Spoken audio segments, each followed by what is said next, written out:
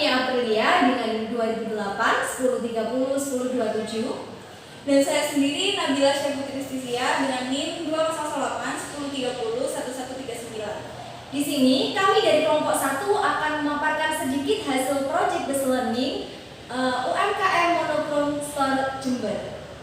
Selamat menyaksikan.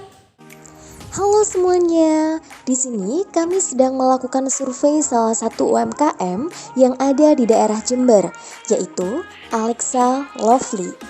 Alexa Lovely adalah UMKM yang bergerak dalam bidang usaha jual beli aksesoris, tas, dan baju yang berkualitas. UMKM ini berlokasikan di Jalan Kalimantan, nomor 15A, Kecamatan Sumbersari, Kabupaten Jember. UMKM ini mulai dirintis pada tanggal 8 September 2021 oleh Alvina Citra. Store pertamanya berada di Jalan Sumatera, namun kemudian pindah di Jalan Kalimantan sejak Januari 2022. Selain melayani penjualan dalam offline, Alexa Lovely juga menyediakan layanan online shop seperti pada Shopee, Instagram, dan yang lainnya. Namun, untuk penjualan terbanyak sendiri dikuasai oleh penjualan offline. Dalam segi segmen, penjualan terlaris dikuasai oleh penjualan tas. Di sini, kami juga melakukan wawancara dengan pengelola UMKM mengenai asal mula dirintisnya UMKM ini, harga per produknya, jenis-jenis produk yang ditawarkan, dan masih banyak lagi. Selanjutnya kita ke tutorial menggunakan Accurate. Yang pertama kita membuat database dengan mengklik buat data perusahaan baru atau create new company. Lalu pilih database, disimpan secara lokal. Lalu pilih lokasi folder penyimpanan dan klik OK. Nah, jika kita ingin login ke database yang telah dibuat, kita dapat mengetikkan kata supervisor pada kolom user ID dan password. Lalu kita pilih menggunakan bahasa Indonesia dan klik lanjut. Kemudian pada tipe persiapan kita dapat memilih persiapan standar. Lalu klik lanjut dan klik yes. Lalu selanjutnya kita melakukan pengisian basic setup. Pada basic setup ini yang pertama kita akan mengisi currency dan company info. Nah, pada bagian ini kita mengisi nama perusahaan, alamat perusahaan, dan jenis mata uang yang digunakan. Karena kita berada di negara Indonesia, maka mata uangnya kita isi dengan Indonesia Rupiah. Selanjutnya, pada bagian cash bank, customer information, dan vendor information atau informasi pemasok, kita bisa klik lanjut-lanjut, tidak usah diisi karena akan kita isi pada bagian menu home. Nah, selanjutnya untuk mengisikan informasi pemasok, kita beralih ke daftar, lalu kita pilih pemasok dan kita klik baru. Nah, kita isikan nama, alamat, dan saldo hutang perusahaan kepada pemasok. Jika kita telah mengisikan semua daftar pemasok, kita dapat klik perbarui. Dan kemudian kita beralih ke daftar, lalu ke pelanggan. Pada bagian ini, kita dapat menginput nama pelanggan serta saldo piutang pelanggan. Jika kita telah memasukkan informasi pelanggan keseluruhan, kita dapat mengklik perbarui. Nah, lalu untuk mengisikan saldo awal, kita dapat ke bagian daftar, lalu pilih daftar akun, atau kita dapat ke buku besar, lalu pilih daftar akun. Nah, pada bagian ini kita dapat mengisikan saldo-saldo awal pada akun-akun. Cara mengisikan saldo awal pada akun yang kita pilih, kita dapat mengklik kanan, lalu pilih ubah, dan kita dapat mengisikan saldo awalnya. Nah, jika kita tidak mengisi saldo awal pada akun yang belum terdaftar, maka kita dapat klik kanan, lalu kita pilih baru. Nah, pada bagian ini kita dapat mengisi tipe akun, nomor akun, nama, dan saldo awal, dan juga tanggalnya jangan lupa untuk di setup. Untuk akun persediaan, kita dapat isikan pada bagian persediaan. Lalu kita klik barang dan jasa. Lalu kita klik baru. Nah, pada bagian ini kita dapat mengisikan keterangan kategori, kuantitas, unit, dan harga. Dan jangan lupa untuk mengatur tanggalnya kembali. Lalu klik OK. Lalu jika kita melakukan transaksi penjualan, kita dapat beralih ke akun penjualan. Lalu kita pilih faktur penjualan, kita pilih daftar pelanggan, ada invoice date dan ship date, kita menyesuaikan dengan tanggal penjualan. Selanjutnya kita isikan daftar barang, unit price-nya juga. Di sini saya memberikan contoh penjualan tunai.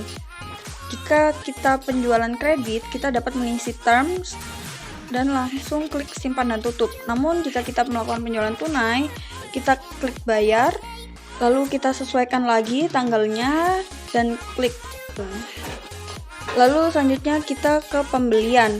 Nah, sama seperti penjualan, kita klik faktur pembelian.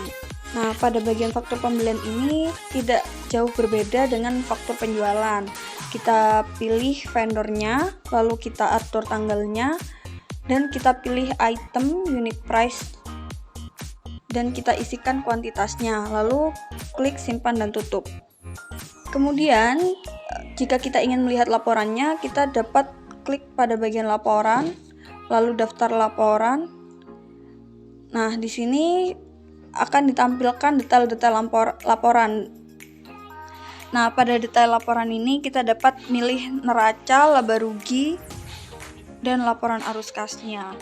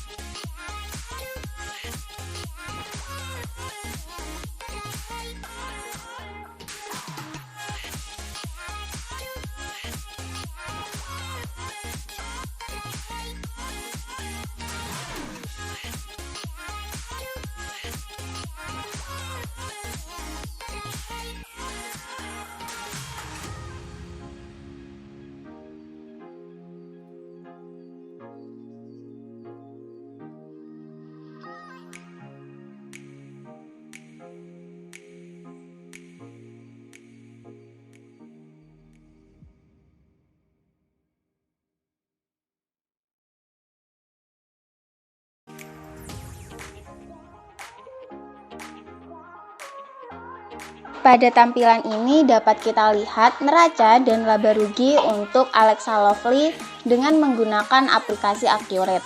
Dari sini dapat kita ketahui bahwa jumlah aktiva untuk Alexa Lovely adalah sebesar Rp65.825.000.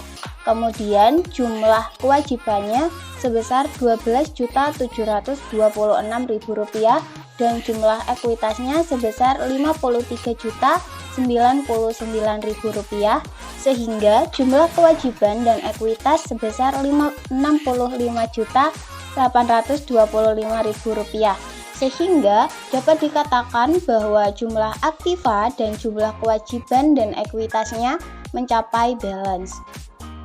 Kemudian pada laporan laba rugi dapat kita ketahui jumlah pendapatan sebesar Rp11.765.000 dan jumlah harga pokok penjualan sebesar Rp7.050.000 sehingga dapat diketahui laba rugi bersih yaitu sebesar Rp1.145.000. Baik, selanjutnya adalah tutorial penggunaan aplikasi Zahir. Langkah pertama yaitu membuat profil perusahaan dengan klik membuat data baru pada tampilan awal. Kemudian muncul form terkait informasi perusahaan yang bisa kita sesuaikan dengan data perusahaan yang kita peroleh dari hasil wawancara. Setelah semua terisi, kita bisa klik lanjutkan. Form selanjutnya adalah terkait periode akuntansi, departemen, kode akun, dan kode prefiks. Sama halnya dengan form informasi perusahaan tadi, kita bisa menyesuaikannya, kemudian klik lanjutkan. Tahap selanjutnya adalah terkait konfirmasi akhir. Pada form ini akan muncul data-data yang telah kita isikan tadi. Jika data telah benar semua, maka kita bisa klik proses. Jika proses telah selesai, akan muncul form jenis usaha, struktur rekening, dan setup data mata uang. Kita bisa menyesuaikannya dengan data perusahaan. Jika sudah sesuai, kita bisa klik lanjutkan. Setelah proses pembuatan data baru selesai, sistem akan menyimpan semua data yang dimasukkan tadi. Kemudian klik OK untuk melanjutkan pada pengisian data master, saldo awal, dan pencatatan transaksi. Tahap awal adalah input data nama dan alamat pada menu yang tersedia di modul data-data. Pada tahap ini kita bisa input data terkait customer, vendor, dan karyawan. Kemudian klik rekam untuk menyimpan. Selanjutnya adalah input data rekening pada modul data-data. Di sini kita bisa menyesuaikan data seperti akun-akun dan kode akun. Klik rekam untuk menyimpan. Selain kedua hal tadi, kita bisa input data mata uang, data proyek, data departemen, data gudang, data produk, data pajak, dan data harta tetap pada modul data-data ini. Jangan lupa selalu klik rekam untuk menyimpan data. Kemudian untuk input saldo awal akun, kita bisa klik menu setting, saldo awal akun. Isilah nilai di kolom saldo awal untuk akun yang memiliki saldo akhir dari periode sebelumnya. Yang harus kita perhatikan pada tahap ini adalah akun historical balancing harus bernilai 0 dan kalimat nilai sebesar Rp akan dialokasikan pada akun sementara juga harus bernilai 0. Kemudian klik rekam untuk menyimpan. Kita juga bisa input data saldo awal piutang usaha, hutang usaha, dan saldo awal persediaan pada menu setting. Kemudian saldo awal ini bisa kita isikan. Kemudian jika ada pembelian kepada supplier atau vendor, kita bisa input pada modul pembelian. Pada modul ini kita bisa input permintaan barang, permintaan penawaran harga, order pembelian, penerimaan barang, hutang usaha, pembayaran hutang usaha, uang muka pembelian, retur pembelian, daftar uang muka pembelian, dan penerimaan kembalian. Jangan lupa untuk menyesuaikan vendor, tanggal, dan data barang, juga metode pembayaran. Kita bisa centang tunai jika pembayaran secara tunai. Kemudian klik rekam untuk menyimpan. Kemudian jika terjadi transaksi penjualan dari customer, kita bisa input pada modul penjualan. Pada modul ini kita bisa input terkait penawaran harga, order penjualan, pengiriman barang, invoice penjualan, piutang usaha, pembayaran piutang usaha, uang muka penjualan, retur penjualan, daftar uang muka penjualan, dan pengembalian kelebihan pada menu yang tersedia. Jangan lupa untuk menyesuaikan customer, tanggal, dan data barang, juga metode pembayaran. Kita bisa centang tunai jika pembayaran secara tunai, kemudian klik rekam untuk menyimpan. Selanjutnya, untuk input pembayaran beban, prive, dan lain-lainnya, kita bisa klik modul buku besar dan pilih menu jurnal umum. Jangan lupa sesuaikan tanggal, memo, akun, dan nominal akun untuk jurnal penyesuaian. Kita juga bisa menggunakan langkah ini, namun pada memo kita bisa menuliskan jurnal penyesuaian jika kita ingin melakukan jurnal penyesuaian sebagai pembedanya. Kemudian klik rekam untuk menyimpan. Jika ingin melakukan rekonsiliasi bank, kita bisa input pada modul kas dan bank, lalu pilih menu rekonsiliasi bank. Untuk melihat laporan keuangan, kita bisa klik modul laporan dan memilih jenis laporan yang ingin kita tampilkan. Pada Zahir Accounting 6 ini, laporan disajikan dalam berbagai jenis, yaitu yang pertama ada kelompok laporan keuangan, yang mana berisi laporan laba rugi, laporan neraca, laporan arus kas, dan laporan neraca saldo.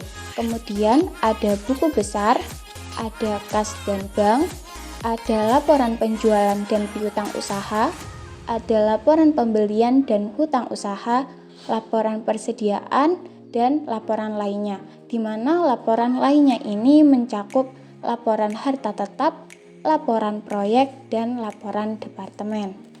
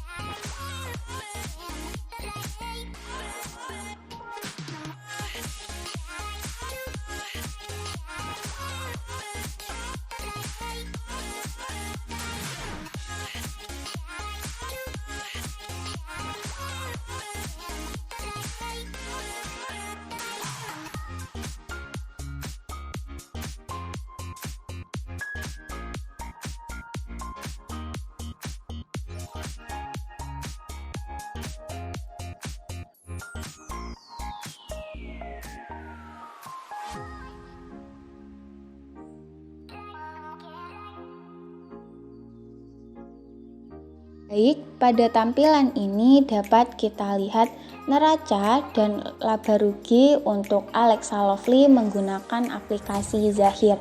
Nah, pada laporan ini bisa kita ketahui bahwa total harta yaitu sebesar Rp65.780.000, kemudian total kewajiban sebesar Rp12.526.000, dan total modal diketahui sebesar Rp55.254.000, sehingga total kewajiban dan modal sebesar Rp65.780.000. Hal ini sudah sesuai dengan total harta tadi, sehingga dapat kita katakan bahwa neraca ini sudah mencapai balance. Kemudian untuk laporan laba ruginya diketahui total pendapatan sebesar Rp11.900.000, kemudian total beban atas pendapatan sebesar Rp7.030.000, sehingga laba rugi kotornya sebesar Rp4.870.000.